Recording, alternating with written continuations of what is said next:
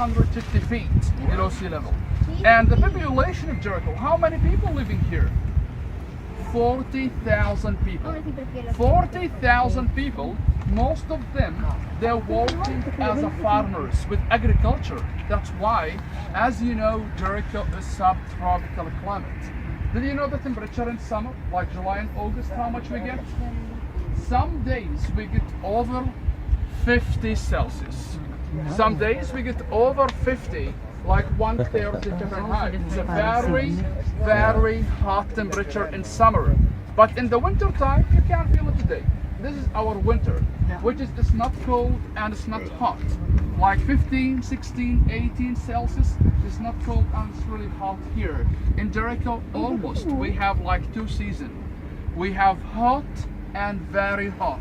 That's it, okay? We don't get any cold temperature. But in the city, you can see all the tropical fruits like banana, papaya, mango, dates, lemon, orange. But what is the best fruit? Dates. Dates or dattles, tamaras, fenike, you know, we export a lot of dates, which is we have over 150,000 trees. Okay? Christians and Muslims living here very peaceful. The average of a crime, almost zero. No crime, 40,000 people, they know each other, which is a very quiet and a very peaceful place to raise a family. But in Jericho as well, so much places to see and visit. You know the historical sites. If you want to see the historical places only in Jericho, you need like 2 or 3 weeks to finish. We have 89 historical places. We have 89 historical sites to see and visit, which is take a long time from you, especially the most tourists and pilgrims. They have 2 or 3 hours. When you have this 2 or 3 hours, where are you going? You're going to see the famous places very fast, you know? That's it. Where's this famous places? The first place, actually, usually the tourists don't like to start with this place, is the sycamore tree. Do you hear about the sycamore tree? Sycamore tree, actually, that's one of the famous places in Jericho. Why? Belong to the biblical story, just to remember, when Jesus was baptized in Jordan River by John Baptist. Please, look at the green line outside. That is the Jordan River. When Jesus was baptized in Jordan River by John Baptist, that time he came to Jericho, because he was passing from Jericho to Jerusalem. All the people who used to live here in the city, in Jericho, they just want to know Jesus. They want to see him. One of these people was actually Zacchaeus, or Zacharias, which is he was the tax collector in Roman time. He was a very rich man because he was the tax collector, but also he was a very short man, a little man. And to see Jesus, he climbed the tree. He climbed the sycamore tree, and at that time Jesus told him, just come down to me, I'm going to stay in your house just to teach him, to make him a good man, and he'll become not selfish, you know, because no one was like him at that time. And that was really what's happened. Zacchaeus later gave the half money back for the poor people. Today in this center we can see the tree. So much tourists and pilgrims, they would like actually to go to the tree, to take a picture for this location and for this spot, to see the place where Jesus was with Zacchaeus, the tax collector in Roman time. Okay? This is the first place. Second place is a place we call it Elisha Spring. That's where we're going next. The fountain. Tell you the story about the water, and if you'd like to drink some water from the spring. Number 3, please look back at this mountain. This is the Mount of Temptation, which is this one of the famous places in Jericho as well. Why we call it the Mount of Temptation? The Mount of Temptation, this is the place where Jesus was being tempted, where he was fasted for 40 days and 40 nights. Just to remember together the story. Jesus baptized in Jericho, he came to the city, he met Zacchaeus, the tax collector, he was there with the people, and later he left them and went up to this mountain, and he was staying for 40 days and 40 nights. Why 40 days and 40 nights? He was fasting. He was fasting for meditation, for prayer. That is the reason. And that's why he called the Mount of Temptation, because he was being tempted by the devil. The devil tried to tempt him 3 times, okay? But did all the temptations was in Jericho? Not really. 2 temptations was here in the mountain, and 1 temptation was in Jerusalem, okay? And what was the first temptation? Just to remember, Jesus in that time was fasting, was actually tried to fast for 40 days and 40 nights, and should be like from sunrise to sunset. That was here. The first temptation, when the devil offered him to change the stone to bread, to return the stone to bread to eat. He was so hungry. And what Jesus told him, I'm fasting. I'm not going to change the stone to bread, because we are not only live with the bread. We can live from all the words come from the God. That was the first temptation. Second temptation, he moved him actually to the mountains of Jerusalem. And when he told him that time, Jesus jumped from this mountain, and the angels, they're going to save your life. They will catch you. Just jump. And what he answered, I don't attempt the Lord. I don't attempt the Lord if he will catch me or not. The third temptation, actually, he brought him back here to this mountain, and he told him, Jesus, worship me. I'm going to be your Lord, and I promise to give you all these kingdoms, all the land. I'm going to give it to you. And what in that time he told him, I'm only worship the only one God, which is everything's in this earth belong to the God. You don't have to give me anything. And he left him at that time. And he was actually continuing his fasting for actually 40 days and 40 nights here in this mountain. Today, all the mountain like a holy site and holy place. But please look with me. What is the famous spot? What is the famous place in this mountain? It's the Greek Orthodox monastery. Look at this building, see it? This place, we call it Karantal. Karantal, what's mean? Karantal, that's meaning quarantena. Quarantena, that's mean 40, which is the place Saranda. That's mean the place where Jesus was fasted for 40 days and 40 nights. Okay? Today, this building was exact in which time? 1892. 1892 or 19th century, they built up there. Look with me. 25 rooms. In the middle, you can see like two white domes together, is the small church, and actually they put stone there like a symbolic stone to show the pilgrims and tourists how Jesus was sitting there and fasting for 40 days and 40 nights. The name of this place, as I told you, that's means 40, where Jesus was fasting for 40 days and 40 nights. Today, just only 2 months, 2 people living, by the way, in the monastery. There was 3 the last year, but the oldest one died. He was around 85 years old, and he used to live in this place for 37 years. Okay? Look to the left, you can see many holes as natural caves. Look to the very top, please. You can see the wall at the very top. No. This was a fort or a castle, which is this castle was built in which time? King Herod, Roman, okay? And he was built up there why? To control all Jericho and to control the Jordan Valley. We call it today is Doka, okay? And also in Jericho we have a place we call it Hisham's Palace. This palace was also in Islamic time in Umayyad Empire. Umayyad Empire was in Damascus in Syria, which is Jericho is the oldest city of the world. Iraq is the oldest country in all the world, Babylonia, and the oldest capital in all the world is Damascus in Syria. Okay? In that time, the king built his winter palace here, but Jericho was destroyed many times by the earthquake, as you know. 749, Jericho was completely destroyed, okay, by the earthquake, and the palace was pulled down and collapsed. Why the tourists and pilgrims, they're going there today because in Hisham's palace we have the largest mosaic in the Middle East and in the ancient world. More than 9 million stones, okay? But actually today in this town here is closed, no one can enter because we have a new project from Japan to protect it and to save the mosaic on the floor. Now we tell you about the old Jericho. Look around, guys. The old Jericho, that's only this area. But this area very famous. So much tourists and pilgrims coming here every day to the old town. Why they're coming? Why the tourists and pilgrims they're coming to the ancient town of Jericho? For 2 reasons. First reason, this is the oldest city in all the world. That is the first one. It's more than 10,000 years. Second reason, if you look with me, actually, most of you know about the story of Joshua. Do you know about Joshua? No. Never mind. You know Moses? Yeah. Moses? Okay, great. Joshua and Moses, they was all the time travel together, okay? Because he was his assistant, his student, and belonged to the Old Testament story. This land, Jericho, what was? Jericho was the promised land. Jericho was the promised land for Moses and his people. How that's come? You know, that's time that God was sent Moses as a prophet and leader for all of the people who used to live in Egypt. It's true? Yeah. Who was living in Egypt in that time? Just to remember. The Israelites people and the Pharaonites, okay? The Israelites, the Israeli people, and the Pharaonites people, they was living in Egypt in that time. But we know the Israelites, there was slaves for the Pharaonites people.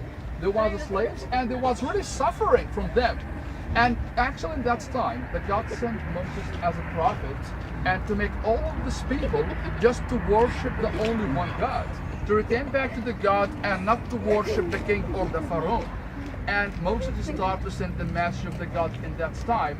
And we know so much people is starting to following Moses with the new religion. They become no slaves, okay, and they start to worship the God. But did the Pharaonites people, they actually accept that? They just let them, okay, they can't do what you want? Never, because they start to lose the slaves, they start to lose the power. That's why they start to kill them. They start to kill the Israelites people, the women, the children, they don't care. They kill anyone they know he changed the religion. And that's time, because the people is suffering more and more, the God was offered this land as a promised land, to give them the land, Jericho here, which is, we call it in that time, the city of milk and honey, which is water, springs, fruit, vegetables, so green, everything was here. That's actually the God wanted to give it to them. And actually the God told Moses in that time, please just collect all your people from Egypt and cross the Red Sea. Cross the Red Sea, bring all of them to the desert and keep going to the promised land to take it, okay? And you know how many people was with Moses? Remember, okay, they didn't account the women and children. They only account the men, okay? And how many people there was? 600,000 men. 600,000 men with the women and children, they will reach over a million, okay? All of them in that time, they passed the Red Sea with Moses and they came to the desert. In the desert, what's actually still have? Only one step, to keep going to the promised land to take it, to come here to Jericho. But what's happened in the desert? In that time, Moses left his people there. He left his people in the middle of the desert. Why? For meditations, for prayer, to speak to the God, and first of all, to bring the 10 Commandments. You know the rules? The 10 Commandments for the Israelites people? And actually, he left his people there for 40 days. He left his people for 40 days.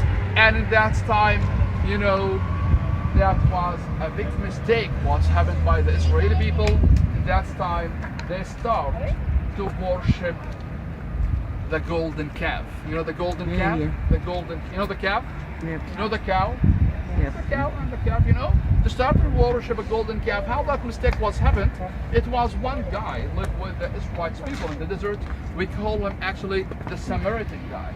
He asked the women to collect all the gold, the jewelry, he melted, he make a body of this calf, and he just put it beside the wind. He make holes inside his body to make sound when the wind is coming, and he told the people, Moses left. Moses will never come back to you. Worship this golden calf and the soul of the God will be inside it. And that's time that God told Moses, your people right now, they start to worship a golden calf except me. Your people, they are actually doing a very big mistake. Moses becomes so sad and so hungry from his people. What my people doing? I just left them for a few days and to bring the commandments. And that's time he returned back to the desert. When he saw his people, he dropped the 10 Commandments on the floor. He threw it down. He was so angry and he destroyed this golden calf. He threw it down and destroyed it. And he told people, let this golden calf do anything for you right now. It was only a body. You know, just think about it. You start to worship a body except the only one God. His people was really feeling about that mistake what they made. But in that time, you know, that was really a very big mistake. Because of that, the God told Moses, your people, they need to fight to take the promised land. They need to fight to take Jericho. because was people living here was not easy to find them. We call them the Canaanites people, the Cananea or the Canaanites. There was a farmers, hunters, and they used to worship the sun and the moon, but they was so strong. That's why the majority of people of Moses, they told them, we are not going to fight, they are so strong, they're going to beat all of us. And that is the reason, was the second reason to tell Moses that God told him, Moses, hold on, look, your people, they are not so ready yet. They are not so ready to take the promised land. You're going to stay, you and your people, outside of the promised land for 40 years. 40 years was not allowed for any one of the Israelites people to enter to the promised land. But the question, why? Why 40 years? You have to know something. Every 40 years we have a new generation. Every 40 years we have a new generation. The God want the old generation who was do all that mistakes who died, and the new generation of them, which is people without any mistakes, to come here, pure people, to give them the land, to give them the promised land, which is the city of milk and honey. We know that was like a shock for Moses. He doesn't really want to stay for 40 years. Even the God was gave them the 12 springs, the manna, the food, and the star to actually to eat and to drink in the middle of the desert. But he was all the time just thinking of the promised land. He want to come here. He want to come to the city of milk and honey, and he knows not allowed for him to enter. That's why he later, he left his people again, with his brother Harun and Joshua, and he came to the Jordan Valley. He came to the Jordan Valley and he went to the top of this mountain, to the mountains. See the mountains? See the mountains? Yeah. Okay, this mountain, what we call it? Mount Nebo. Remember the name? Mount Nebo. Mount Nebo in Jordan. Today the most tourists going there, the people who's going to visit Jordan, they went up to the Mount Nebo to see the promised land. Because Moses actually went to the top of this mountains and he saw all Jericho. He saw the city. He saw the promised land. He was still so happy, when you saw the city of milk and honey, the promised land, everything. But in that time, Moses died. He died in the top of the mountains, and he was never been here. He was never crossed to the promised land. Okay? And in that time, when he died, his student Joshua became the next prophet and the next leader. And in Joshua time, the 40 years was finished, was allowed for him actually to bring the people to the promised land here. But we know that time Joshua said, to know more details and more information about the promised land here, I'm going first of all to send only 2 people, not all the 12 tribes of Israel. He sent 2 people, we call them Caleb and Joshua. They was from Benjamin tribe, which is the same tribe of Moses. They came from the desert to the Jordan Valley, they crossed the river, and they came here to Jericho. But the question, who's helped them? Who helped Caleb and Joshua to enter to the promised land and tell about everything? It was one woman. Her name is Rahab, Raquel, okay? Rahab or Rachel or Raquel. Her house was against to the walls of Jericho. She accepted both of them in her house.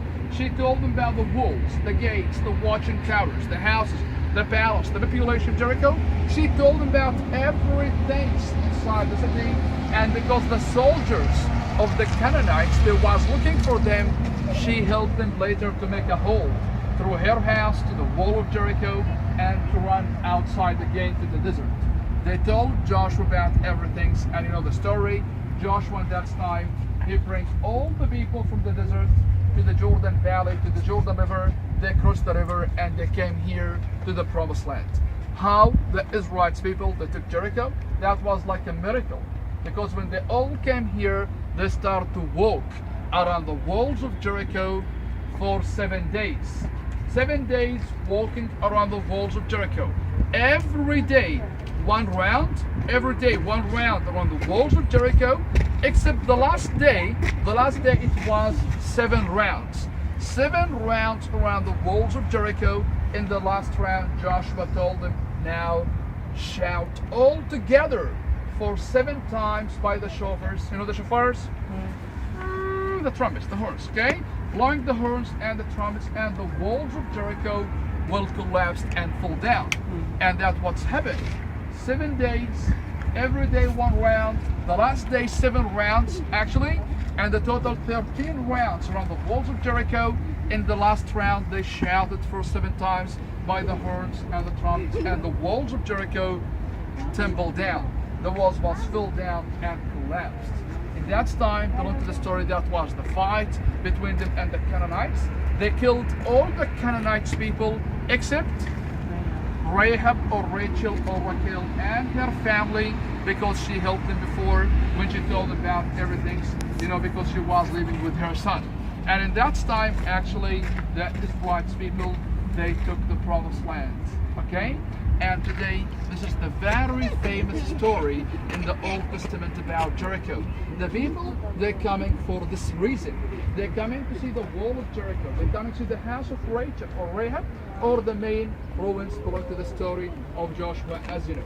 Guys, we need to walk together to show you the ruins. You have to know something. It was many archaeologists, many people, they was digging in Jericho, especially they start 1892, almost 1880, that's time.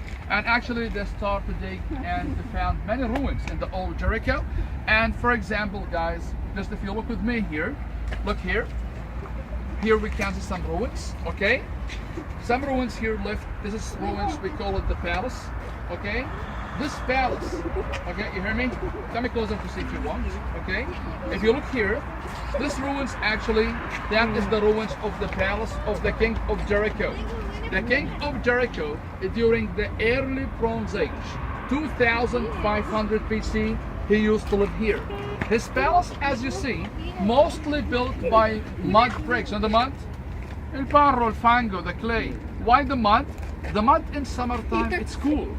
And winter time it's warm. That's why they use it. We still have houses in Jericho built by mud bricks, okay?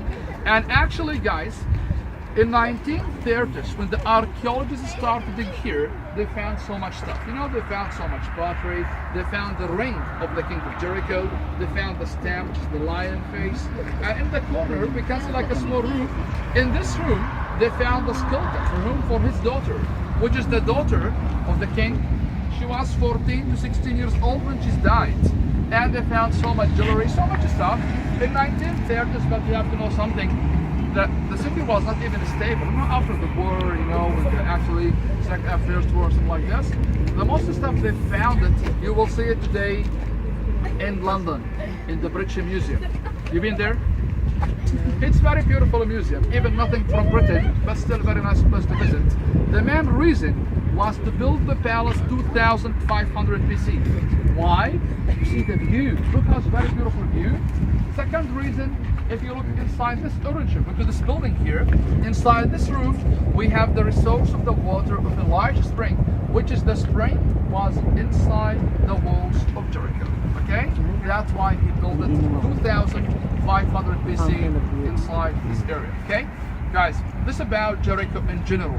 That's about the famous places. When they build, they have time, as I told you, they start with the sycamore tree to see the place and the location where Jesus was with Zacchaeus, the tax collector in Roman time. They're coming to the Elisha spring, where we're going next right now. They're coming to see the ruins of the old Jericho. They're going up to the Mount of Temptations here as well.